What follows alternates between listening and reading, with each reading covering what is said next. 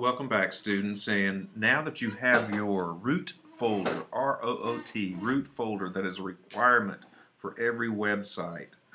It is a folder that comprehensively contains everything that website, at least predominantly everything that website is going to be posting, whether it's words, text, videos, movies, you name it. They typically exist in that root folder unless it's linked to some other folder somewhere on a server elsewhere.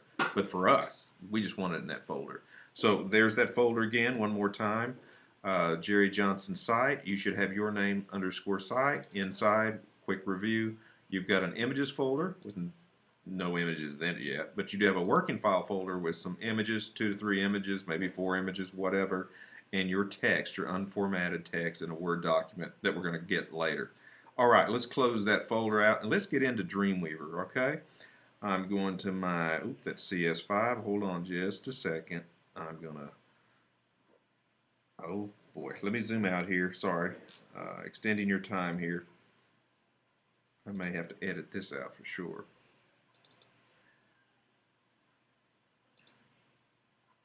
I want to make sure I get Dreamweaver 6 because that's kind of the average one that we're all doing. Let me put this down here on my dock right next to Dreamweaver 5. All right, here we go. When Dreamweaver 6 opens up, it should look something like this. Now, some of you have Creative Cloud, some of you might have CS5. I think they're fairly comparable. There are some subtle differences in every one of the Adobe products, as you might imagine, when different versions come along. By the way, if you get a window that opens like this, if this is the first time you're opening it, you may not get something like this, but it always reverts back to whoever's working on it before. I always just say cancel, and we'll move on forward. But you should get the welcome screen. A couple things to notice about the welcome screen. It shows you a lot of the potential power and the properties that could be impacted by Dreamweaver. First of all, you're going to create a new website. We're going to create an HTML site. But look at these other things you can do. Cold Fusion, PHP, JavaScript, CSS, XML, blah, blah, blah, blah. More than we can get to in a semester. But we are definitely going to create a new HTML. So click New HTML.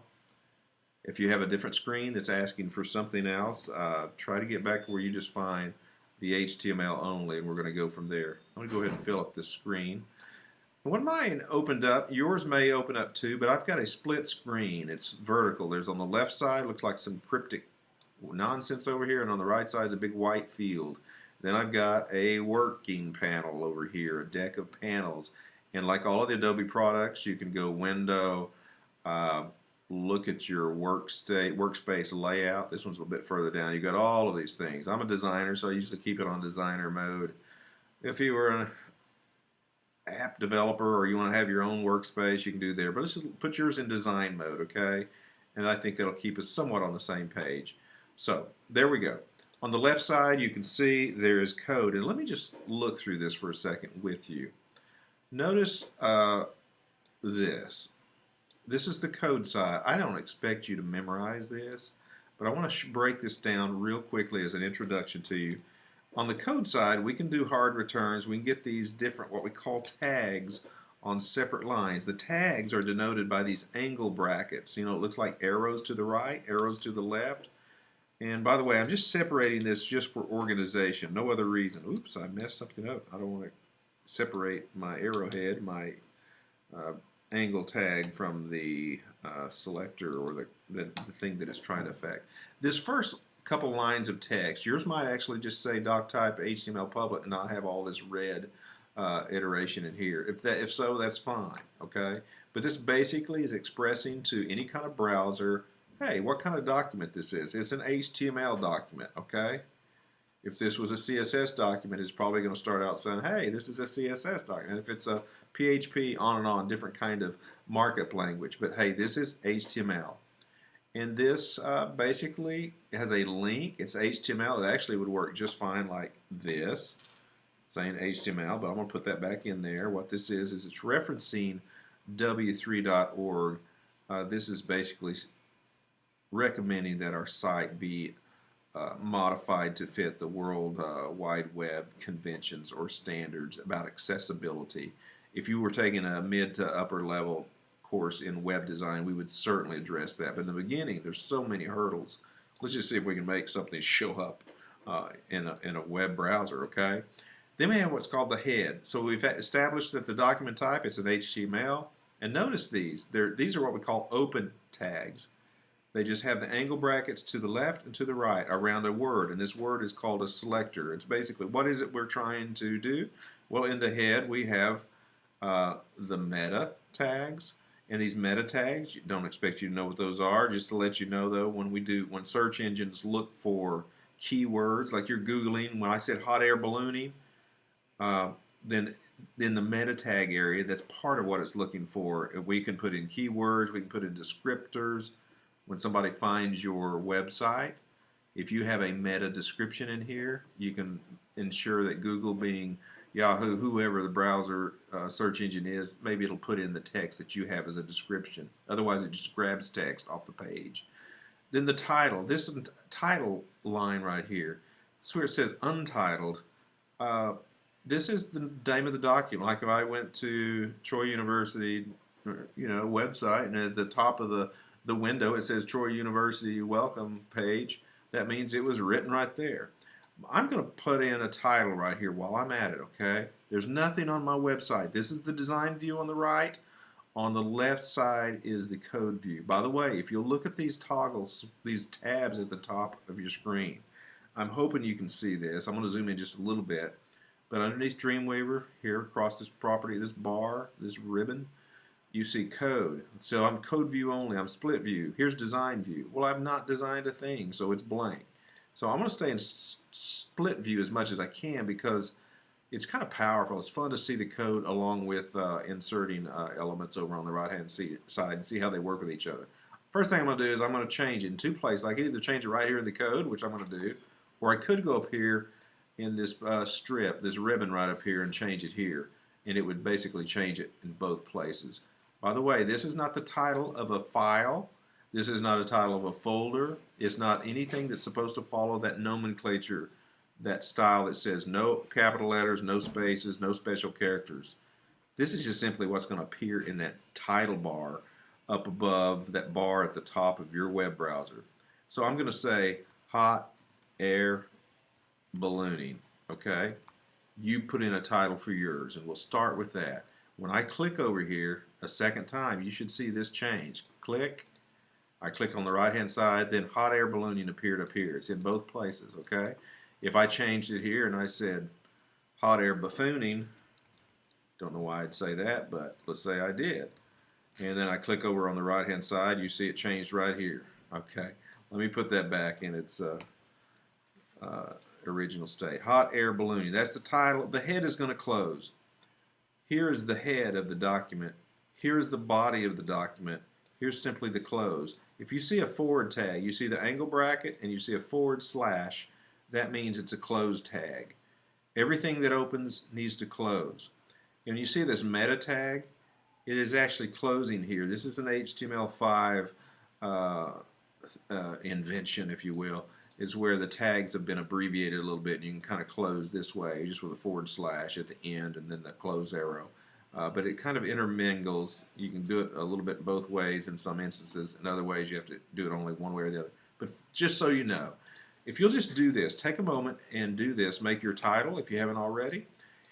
And then let's move forward. I want to show you something else. In the body, the head is where, it's kind of like the brain. You imagine your own head. If you want to have JavaScripts, you want to have certain kind of behaviors and actions and things that influence the stylization, some of these things, a lot of this happens in the head. You know, we'd put that code there, that markup language. This markup language that says body, this is the things that you see over here. For example, inside body, anywhere between the body open, body close, if I said there is some text going on here. Okay, if I click on the right hand side, what do you think is going to happen? I'm going to close this window here a little bit, but there's my text. If there is some text going on here, I click on the right hand side, boom, the text is here. Well, it's not pretty, is it? No, it's just upper left. It's just kind of where it lands. If I want to type some more on the right-hand side, let's watch this. I'm going to replace that text. Well, I did replace this text. Now when I click, you can see how it changed over here. Nice thing when you design a website, if you are over here on the design split view, you can highlight, you can kind of see what's going on in the code, which is really helpful. And we learn code along the way. You don't necessarily have to memorize it. You just work with it, use it, and it gets very familiar very quickly. All right. Well, let me zoom out just a little bit. And we've done nothing that's really stylized anything, but I just put some dummy text here. I tell you what we will do. I'm going to go ahead and get that text. Remember the text that you had saved in the video before? I'm going to go ahead and open that. I'm going to go open to Microsoft Word and going to open that file that I had saved. Remember that file has to be, it needs to be the one that's in your working document folder, working files. So I'm going to say File Open. I'm going to find my desktop. That's where I was. I'm going to say Jerry Johnson site. That's what you need to do, your name site. Go to Working Files. I'm going to find that ballooning text. All right. Now I'm going to copy this. All right. I'm just simply going to copy all of my text. It's more than I need, and it's unformatted. And let's just pray it really works, okay? I've copied it. I've selected it all. I did Command-C, or on PC users, it's Control-C. I'm going to minimize this, get it out of the way. I'm going to highlight this and simply paste it in. Now what's going to happen, text is just going to go left and right all the way through there, and it's going to be way crazy. It's no style, it's nothing pretty, okay? Now do that. You can pause for a minute and do that. Spill your text in here. If you notice funny characters or strange things happening, or you see bold and you see color, then you may not have saved it correctly. You need to go into Microsoft Word and paste that text from the website or wherever you grabbed it and paste it as special, unformatted. All right? Now, we're this far. I want to go ahead and put in my paragraph breaks. I'm doing this on the right side in the design view, and I can see where paragraph breaks are. It says, I'm just making some breaks that look right. And I remember this one says buy a balloon ride. That was a header, but I'm just kind of getting some breaks. By the way, if you'll notice on in Dreamweaver, kind of like Microsoft Word, if you do a hard return is you just hit enter. Okay, I'm going to hit enter. Notice it double spaces. That's a paragraph break. It actually went a little further. If you want to do what's called a line break, you have to hold down Shift, hit return, and it comes down one line. Okay, I'm going to backspace. So I hit Shift, return, it comes one line. I can do one line at a time like that as I hold down Shift. But this is actually a real paragraph break. So I'm going to go put it back in where it belonged. Okay, and I may have a lot more text. You may have a lot more text than you need. I just want that to be a double space. That call a local pilot is another header. And here we go. If this makes sense. So kind of stylize yours like this.